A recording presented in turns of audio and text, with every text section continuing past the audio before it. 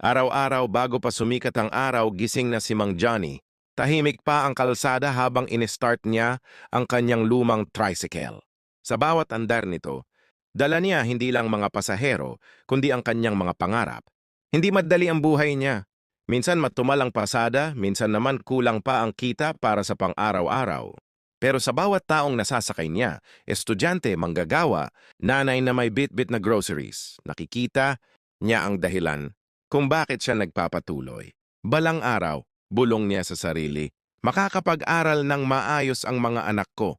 Tuwing tanghali, habang nagpapahinga sa gilid ng kalsada, iniisip niya ang kinabukasan. Pangarap niyang magkaroon ng sariling maliit na bahay, yung hindi na inuupahan, yung may bubong na hindi tumutulok kapag umuulan.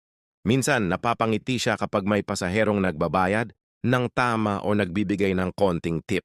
Maliit man para sa iba, pero para sa kanya, malaking bagay na iyon. Sa gabi pagod man ng katawan, masaya ang puso niya kapag nakikita niyang kumakain ng sabay-sabay ang kanyang pamilya. Doon niya nararamdaman na kahit mahirap ang buhay, may saysay ang bawat pasada. At sa bawat ikot ng gulong ng kanyang tricycle, unti-unting lumalapit ang kanyang pangarap.